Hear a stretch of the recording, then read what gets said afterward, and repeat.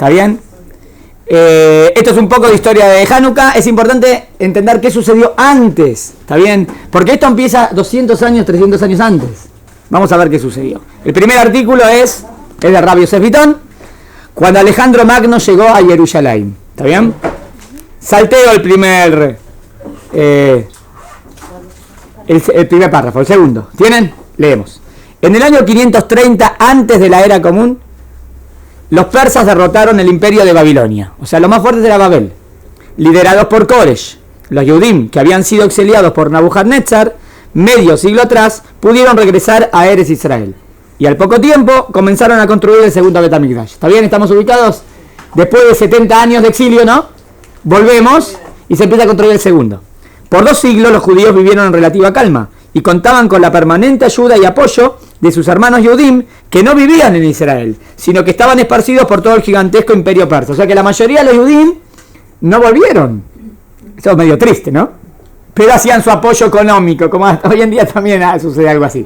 Pero la idea es que volvamos todos. Bueno, pero los judíos 200 años estuvieron en paz.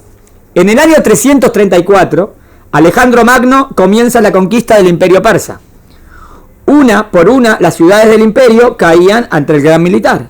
Una de las ciudades más difíciles de conquistar fue Tiro, en Líbano. Alejandro Magno pidió ayuda, incluyendo a los judíos de Jerusalén. ¿Entendieron? Entonces tuvimos primero Babel, después vino Persia, ¿está bien? Los persas. Y ahora vienen los griegos. Ese fue el imperio de turno. El imperio que empieza a tomar fuerza ahora es Grecia. Muy bien. Necesitaba soldados para derrotar la resistencia de Tiro. La respuesta de los Yehudim fue sin ambigüedades.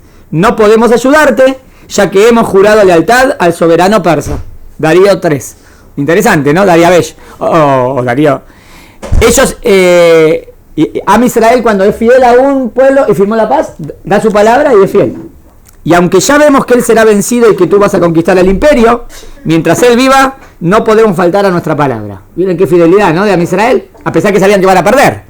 Bueno, pero al final, o sea, lo que digo la importancia de la palabra, ¿no? Alejandro conquistó Tiro y su próxima escala era Jerusalén. Los Yehudim sabían. ¿Por qué pidió ayuda a Jerusalén si no era de Jerusalén? No, pero él iba a llegar a Jerusalén. Entonces dijo, bueno, soldados de ellos o que ayuden a él. Al fin y al cabo él va a conquistar y después como que él le va a estar en deuda. Pero Israel fue fiel. La verdad que 200 años vivimos en tranquilidad y no querían ser. Está bien, muy bien. Ahora miren lo que sucede, y esto es lo interesante. Los Yehudim sabían que Alejandro y su formidable ejército venían a destruir la ciudad, y destruir y saquear el Bet HaMikdash. Los Yehudim hicieron tefilá y proclamaron un ayuno general. Cuenta la Gemara, esta es la Gemara interesante, en Yomá, que el Cohen Gadol, acompañado por su séquito y un gran número de Yehudim, salieron al encuentro del gran monarca. El Cohen Gadol, segundo lado, ¿no tienes la hojita? Segundo lado. El Cohen Gadol, de acuerdo a la Gemara, Shimon HaTzadik, estaba vestido con su sublime ropaje, su tzitz. ¿Saben lo que es el tzitz? No tzitzit. Tzitz. Tzitz es la vincha. Y aquí estaba escrito Kodesh la Hashem, consagrado a Dios. El tzitz era. ¿Qué es una vincha? Una vincha es como, ¿cómo se dice? Cintillo. Un cintillo. Yo dije en argentino, ¿no? Hablé en argentino. Está bien un cintillo y aquí estaba escrito consagrado a Dios, que es lo que vestían en el Bet HaMikdash. Y su efod, el efod que era el vestimento donde estaban las Urim Betumim, las piedras preciosas que entraban cuando quería hablar con Dios. Cuando Alejandro Magno vio al Cohen Gadol, miren lo que sucede, él venía a conquistar, descendió de su caballo y ante la sorpresa de todos sus generales, se postró ante el Cohen Gadol y le dijo, bendito sea aquel a quien tú sirves. O sea, está bendiciendo a Dios, ¿no? Sus soldados y generales, deseosos de saquear la ciudad y quedarse con un gran botín, estaban atónitos porque nunca habían visto a su rey prosternándose así ante otro hombre. Parmenio, uno de sus generales, le preguntó a Alejandro por qué no atacaba la ciudad y se hacían de sus abundantes riquezas. Alejandro dijo que unos años atrás había tenido una visión. Bien interesante, ¿eh? O sea, miren cómo es la Ashgahá de Hashem, cómo Dios nos protegió.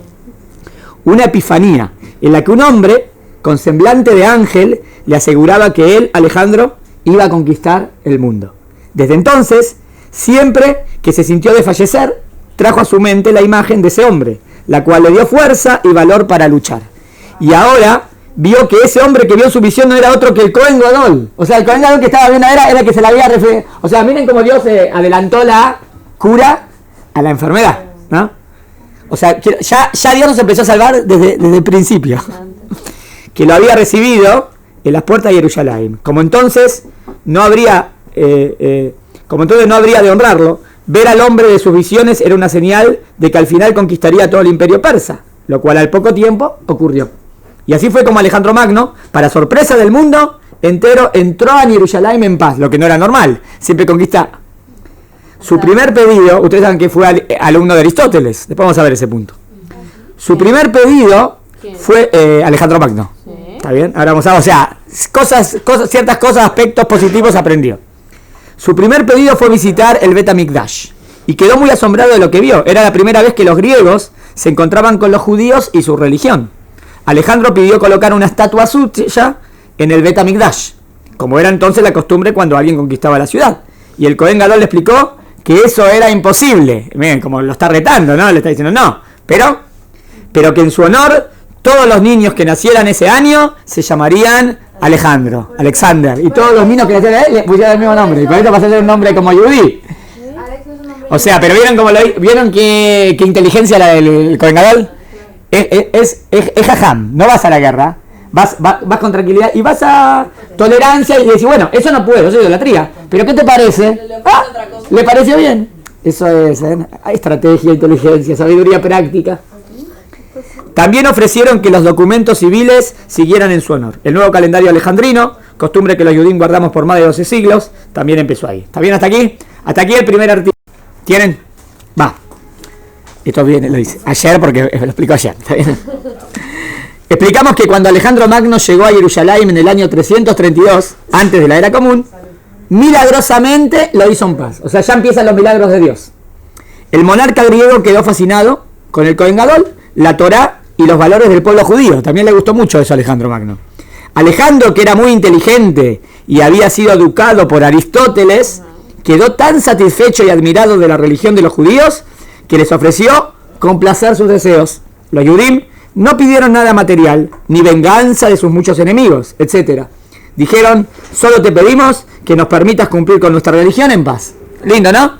Queremos seguir en nuestro camino, no nos molesten, nosotros seguimos bien, está bien. Alejandro, muy complacido, accedió.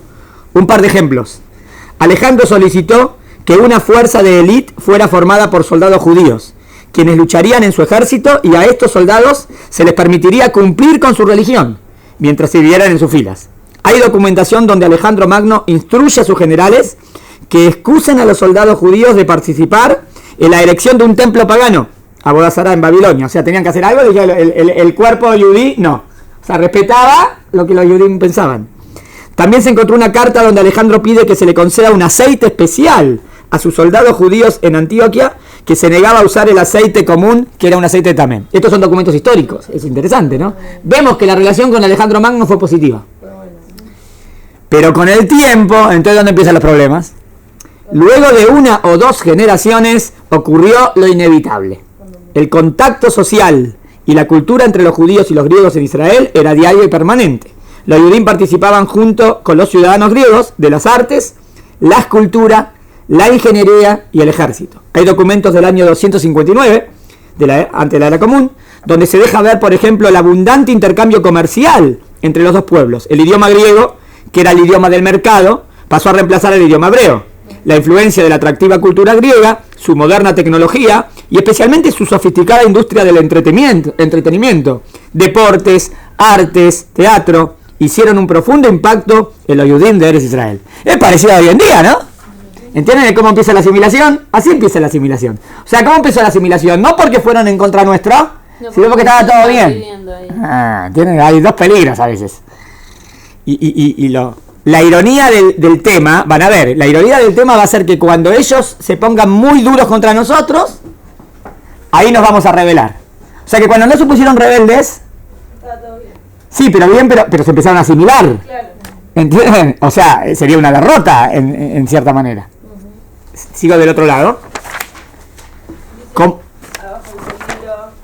El libro Yovelot, también conocido como Bereshit Sotá, relata, es un libro que se estudia, que como consecuencia del intenso contacto con los griegos, muchos Yehudim habían ya olvidado los preceptos religiosos, dejaron de observar el Shabbat, comían las mismas comidas que los ciudadanos griegos, y algunos hasta se casaban con ellos, o sea que la asimilación era total.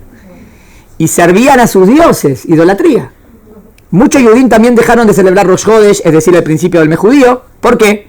Porque el calendario judío es solar y lunar a la vez, mientras que el calendario griego es más sencillo, solamente solar. O sea, en el judaísmo, como es solar y lunar, cada 3 años más o menos se agrega un mes. Y entonces, otra vez, porque si es calendario lunar, vas perdiendo días. ¿Entienden? Entonces, tiene que ser solar para que siempre Pesaj caiga en primavera.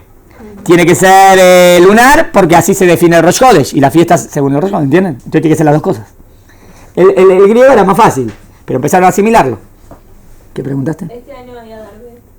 Sí, este año había Darbet, no me fijé. ¿Alguien se fijó? Sí, creo que sí. Había Darbet. ¿Está ¿Cómo bien? está pasándonos ahorita ¿Qué? esto del calendario de la simulación?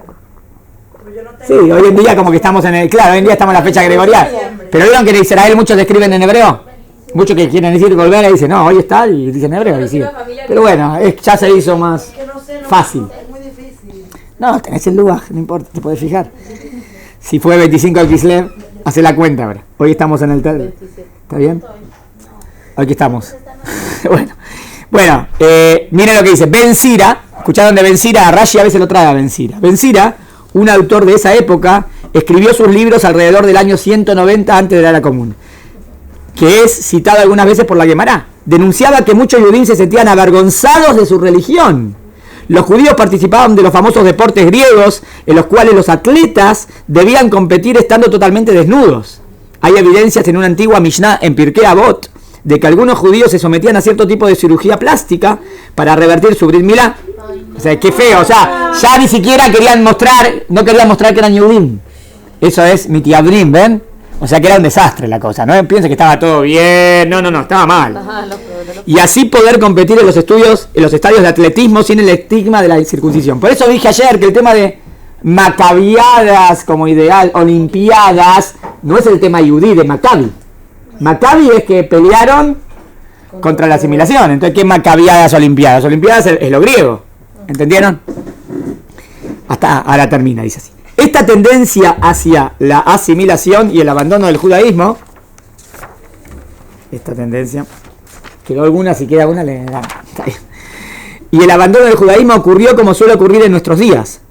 No porque los judíos fueron forzados, ¿ven?, a abandonar el judaísmo, como había ocurrido en otros tiempos, sino porque los griegos consideraban a los judíos como iguales. Y poco a poco muchos judíos abandonaron la Torá y se dejaron influenciar por la cultura griega y su modo de pensar y de actuar, sin la observancia de las mitzvot, sin barreras sociales que les protegieran de la integración a la sociedad gentil.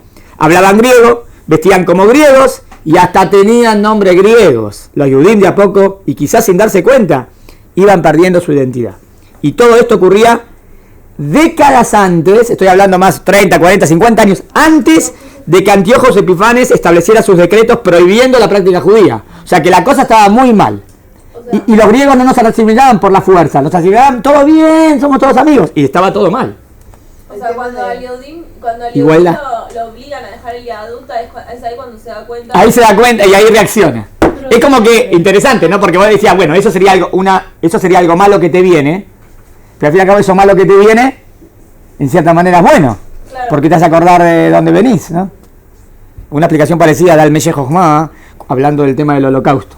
Dice que todas las veces que nos olvidamos cuál era nuestra identidad, que Israel era nuestro lugar, ¿qué? Y vienen los enemigos y nos hacen acordar. Y nos hacen acordar y para que volvamos. Lamentablemente, no tendría que ser así. Por supuesto que no todos los judíos estaban asimilados. Muchos judíos, quizá la mitad o un poco menos, estaba mitad, pero o un poco menos, como que más. A pesar de estar integrados comercialmente con la sociedad gentil, todavía seguían cumpliendo con la Torá y cuidando las barreras sociales que prevenían la asimilación. Así fue que los tiempos de los Hashmonaim, los héroes de Hanukkah, ven 175 a 175, y habíamos empezado en el 300 y pico, ¿no? Pasaron como 200 años ya de Alejandro Magno. Ya existían dos campos muy diferenciados dentro del pueblo judío. Aquellos judíos que se habían asimilado o helenizado, mitiavnim. ¿De qué palabra viene? De Yaván. ¿Ven? Mitiavnim es como que son como los Yevanim, como los griegos. y los que seguían fieles a su religión, Yudim, a veces llamado por la Mishnah, Hasidim Rishonim. Lo llaman como Hasidim Rishonim porque se mantenían firmes. Y aquí empiezan los problemas. ¿Está bien? Nada más. Con esto quise decir que no empezó todo bien, y al principio estaba todo bien y podíamos cumplir. Después se fueron asimilando. Y hasta que tuvo que venir este Epifanes que nos quiso a la fuerza y nos prohibió todo.